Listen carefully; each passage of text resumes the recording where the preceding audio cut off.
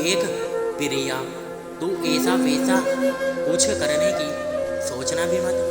अनीस अच्छा लड़का नहीं है, अभी भी समय है, संभल जा। प्रज्ञा दीदी के शब्द मानो पटरी पर दौड़ती रेलगाड़ी का पीछा कर रहे थे। भय, आशंका, उत्तेजना के बीच हिचकोले लेता मन अतीत को कभी आगे तो कभी पीछे धकेल देता था। कुछ देर पहले रोमांचकारी सपनीले भविष्य में खोया मन जाने क्यों अज्ञात भय से घिर गया था।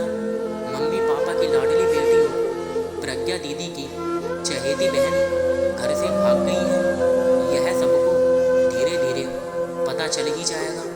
अल सुबह आंख खुलते ही मम्मी चाय का प्याला लेकर जगाने आ जाएगी। क्या पता रात को ही सब जान गई हो। कितना समझाया था प्रज्ञा दीदी ने कि इस उम्र में लिया गया एक भी गलत फैसला हमारे जीवन को बिखेर सकता है। जितना दीदी समझाने का प्रयास करती उतनी ही दृढ़ता से बिंदास प्रिया 2 कदम अनीस की ओर बढ़ा देती।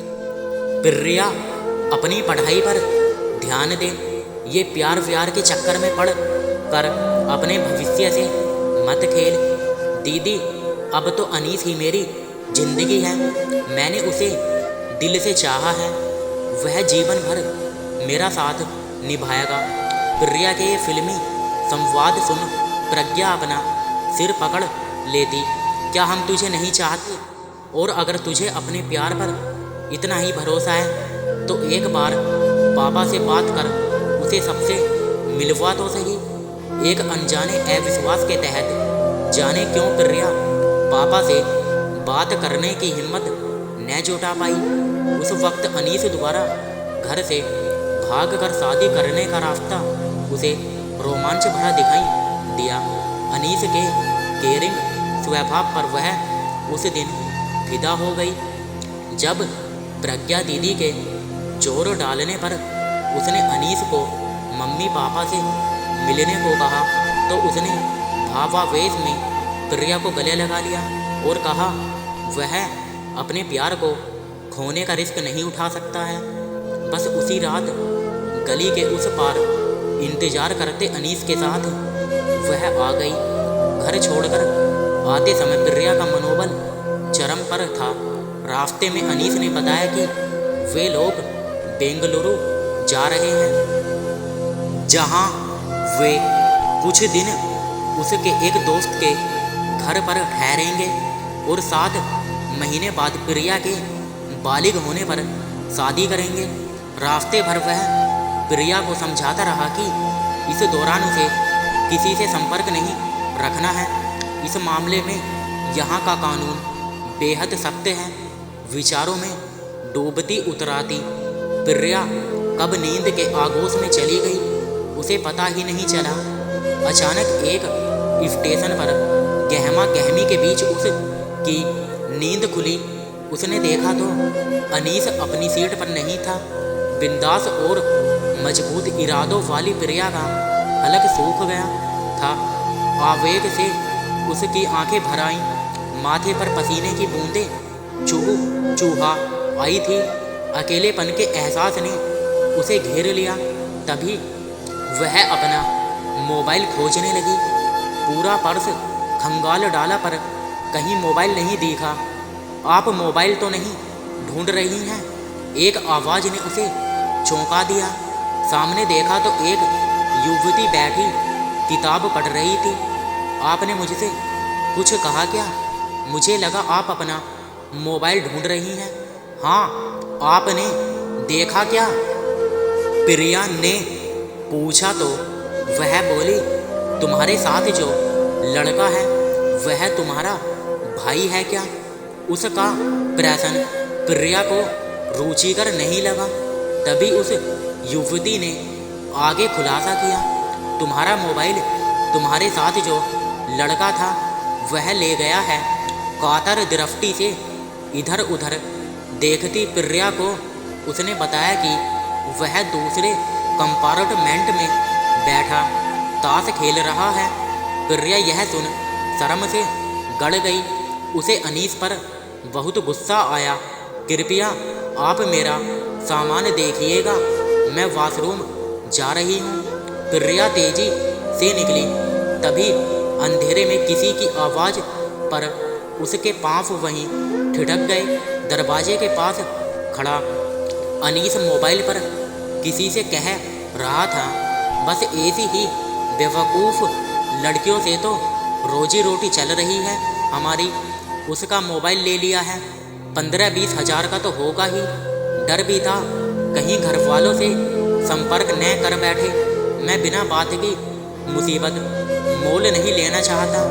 अभी पूछा तो नहीं है, पर घर से कुछ न कुछ तो लेकर जरूर आई होगी। घर जो बसाना है मेरे साथ। उसके ये शब्द ठहाकों के साथ हवा में तैर गए।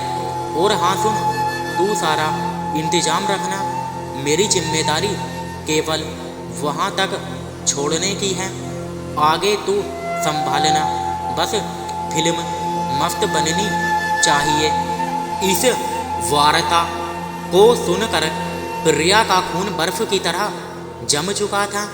उसके पांव स्थिर न रह पाए। वह गिरने वाली थी कि किसी ने उसे संभाला। वह कैसे अपनी सीट तक आई उसे पता ही नहीं चला। 2 घूंट पानी पीने के कुछ क्षण बाद उसने आंखें खोली तो अपने कंपार्टमेंट में बैठी युवती का चिर परिचित चेहरा दिखा। तुम ठीक तो हो ना? उसने जैसे ही पूछा, प्रिया की आंखों से अश्रुधारा बहने लगी। उस युवती ने अपने साथ आए शख्स को बाहर भेज दिया और कूपे को अंदर से बंद कर दिया। क्या हुआ? साथ आया लड़का बॉयफ्रेंड है ना तुम्हारा? उस युवती की बात सुन प्रिया फपक पड़ी। देखो, वह लड़का ठीक नहीं है, यह शायद तुम्हें भी पता चल गया होगा। मैं जानती हूँ कि तुम दोनों घर से भाग कर आए हो। प्रिया ने आश्चर्य और शंकित नज़रों से उसे देखा तो वह बोली, मेरा नाम शरण्या है, तुम मुझ पर भरोसा कर सकती हो। वैसे तुम्हारे पास और कोई चारा भी नहीं है। युवती की बातों में सच्चाई थी। वैसे भी अनीस का जो बीभत्स चेहरा वह अभी अभी देख कर आई थी, उसे देख कर तो उसकी रूह कांप उठी थी। देखो, जो गलत कदम तुमने उठाया है, जिन कांटों में तुम उलझी हो, उससे निकलने के लिए तुम्हें साहस जुटाना पड़ेगा। शरण्या की बातों का प्रभाव प्रिया पर पड़ा। कुछ देर में ही वह संभल गई। प्रिया नाम है ना तुम्हारा? अपने पापा का नंबर दो मुझे, उसने अधिकार से कहा तो प्रिया ने पापा का नंबर बता दिया। वह युवती बात करने के लिए बाहर चली गई। अब तक प्रिया स्थिति का सामना करने को तैयार हो गई थी। कुछ देर में वह वापस आई और बोली, मैंने तुम्हारे पापा से बात कर ली है। वह अगली फ्लाइट से बेंगलुरु पहुंच रहे हैं। अब तुम्हें क्या करना है यह ध्यान से सुनो। वह प्रिया को कुछ बताते हुए अपने साथ आई युवक से बोली, मैडम के साथ जो व्यक्ति आया है उसे बताओ कि ये उसे बुला रही है। और हाँ अर्जुन, कुछ देर तुम बाहर ही रहना। कुछ देर बाद ही अनीस आ गया तो प्रिया उससे शिकायती लहजे में बोली, तुम कहाँ चले गए थे अनीस? मैं कितना डर गई थी मालूम है तुम्हें? अनीस उसकी बात सुनकर तुरंत बोला, मैं तुम्हें छोड़कर भले कहाँ जाऊँगा। प्रिया ने कूपे की लाइट जला दी। उसे कुछ देर पहले जिस अनीस की आंखों में प्यार का समुद्र नजर आ रहा था, अब उनमें मक्कारी दिखाई दे रही थी। अब वह अपनी खुली आंखों से देख रही थी कि किसी तरह सतर्कतापूर्वक अनीस इधर उधर देख रहा था। तभी प्यार से प्रिया ने उससे कहा, मैं तुम्हें एक खुशखबरी देना चाहती हूँ। क्या? भौचक्का सा वह बोला तो प्रिया ने कहा, जानते हो पापा हमारी शादी के लिए राजी हो गए हैं और वे भी बेंगलुरु पहुंच रहे हैं। प्रिया के इस खुलासे से अनीस का तो रंग ही उड़ गया। वह अचानक बिफर गया। बेवकूफ़ लड़की, मैंने मना किया था कि कहीं फ़ोन मत करना। तभी मानो उसे कुछ याद आया हो, न चाहते हुए भी उसके मुंह से निकला, तुम्हारा मोबाइल तो मैं जानती हूँ, वह तो तुम्हारे पास है। इससे पहले कि अनीस कुछ और पूछता, प्रिया अपना आपा खो चुकी थी। उसका हाथ पूरे वेग से लहराया और अनीस के गाल पर तेज आवाज़ के साथ झन्नाटेदार चांटा पड़ा। क्रोध और अपमान से उसका बदन कांप रहा था। अनीस का सारा खून निचुड़ गया था। शोर शराबे की आवाज़ बाहर तक चली गई थी। लोगों ने अंदर झांकना शुरू कर दिया था। उतनी देर में टीटी भी आ गया। उसने पूछा कि क्या माजरा है, तो बड़े इत्मीनान से वह युवती उठकर आई और बोली, ये मेरी रिश्तेदार है। दरअसल यह हमारे साथ बैठा एक यात्री है। हमें लगता है कि इसने हमारा मोबाइल चुराया है। आप पुलिस बुलाइए। अनीस के चेहरे की हवाइयाँ उड़ने लगी थी। देखिए मैडम, यह फर्स्ट क्लास का डब्बा है। आप इसमें बैठे यात्री पर इस तरह का इल्ज़ाम नहीं लगा सकती। टीटी के बोलने पर अर्जुन बोला, मैं भी इनको यही समझा रहा हूँ कि पुलिस के झंझट में पड़ने से पहले खुद तसल्ली कर लो। इतना कहते ही उसने अनीस की जेबें खंगालते हुए प्रिया का मोबाइल निकाल लिया। अनीस सख्ते में था, पासा यूँ पलट जाएगा उसने तो स्वप्न में भी नहीं सोचा था। तुरंत फुरत रेलवे के 2 पुलिस कांस्टेबल आए तो उस युवती ने अपना पहचान पत्र दिखाया। एसपी शरण्या पढ़कर दोनों ने उसे एक करारा सैल्यूट बजाया तो टीटी सहित प्रिया भी अचंभे में पड़ गई। टीटी हंसकर बोला, क्या बेटा, चोरी भी की तो पुलिस वालों की?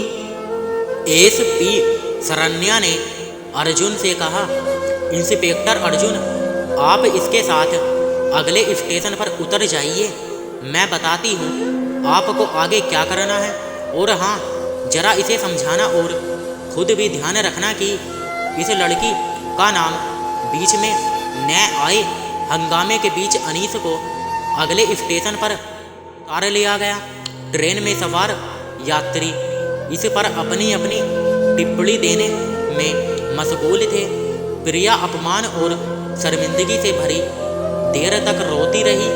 तभी शरण्या ने सांत्वना भरा हाथ उसकी पीठ पर फेरा तो वह शरण्या के गले लग गई और बोली, आपने मुझे बचा लिया।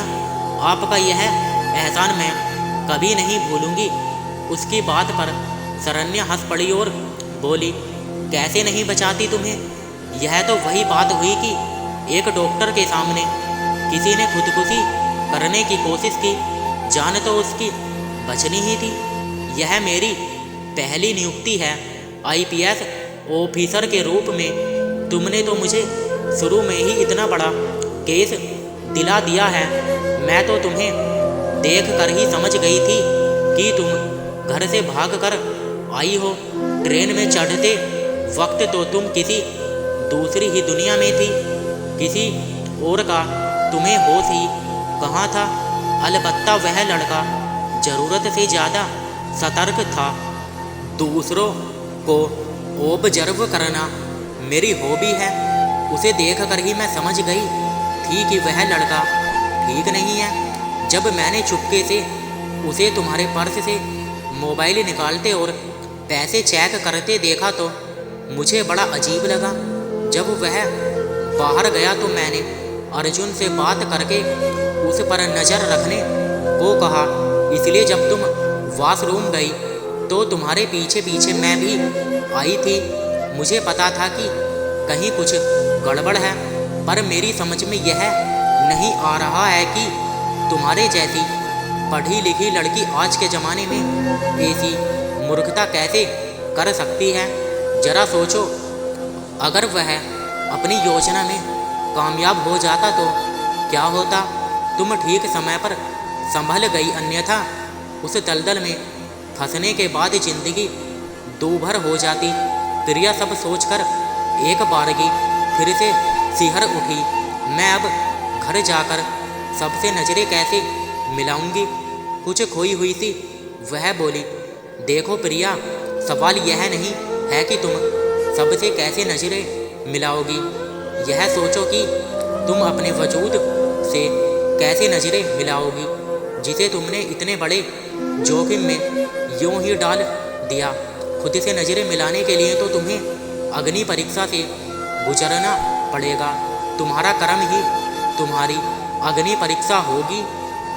अब यह तुम पर निर्भर करता है कि तुम किस तरह से खुद को और अपने भविष्य को संवार कर अपने परिवार के सदस्यों को यह खुशी दो जिससे तुम्हारा यह सफ़र न तुम्हें और न कभी तुम्हारे परिवार को याद आए।